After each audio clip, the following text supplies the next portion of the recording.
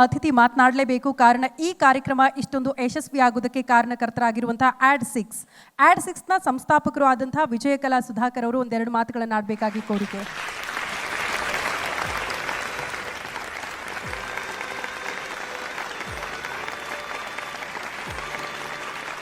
ವೇದಿಕೆ ಮೇಲೆ ಉಪಸ್ಥಿತರಿರುವಂಥ ಎಲ್ಲ ಗಣ್ಯರಿಗೂ ನನ್ನ ಹಾರ್ದಿಕ ಅಭಿನಂದನೆಗಳು.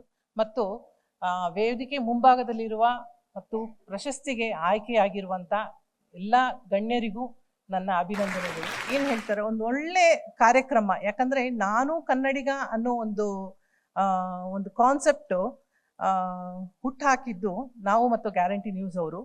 ಇದು ಹೇಳಕ್ಕೆ ನಾನು ಹೆಮ್ಮೆ ಪಡ್ತೀನಿ.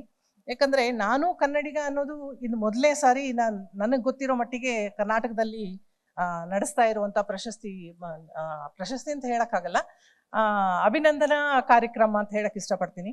ತಾಯ್ನಾಡಿಂದ ಬಂದು ಇಲ್ಲಿ ನಮ್ಮ ಜೊತೆ ಬೆರೆತು ನಮ್ಮ ಕನ್ನಡದ ಸೊಬಗನ್ನು ಅಳವಡಿಸ್ಕೊಂಡು ನಮ್ಮವರೇ ಆಗಿ ಬೆಳೆದು ನಮ್ಮ ಕರ್ನಾಟಕಕ್ಕೆ ಇನ್ನಷ್ಟು ಮೆರುಗು ಕೊಟ್ಟಿರುವಂಥ ನಿಮ್ಮೆಲ್ಲರಿಗೂ ನನ್ನ ಹೃತ್ಪೂರ್ವಕ ವಂದನೆಗಳು ಅಂತ ಹೇಳಕ್ಕೆ ಇಷ್ಟಪಡ್ತೀನಿ. ಇಂಥ ಒಂದು ಒಳ್ಳೆ ಕಾರ್ಯಕ್ರಮಕ್ಕೆ ನಮ್ಮ ಜೊತೆ ಗ್ಯಾರಂಟಿ ನ್ಯೂಸ್ ಜೊತೆ ನಾವು ಸೇರಿ ಕೈ ಜೋಡಿಸಿರೋದಕ್ಕೆ ನಾನು ತುಂಬ ಖುಷಿ ಪಡ್ತಾ ಇದ್ದೀನಿ.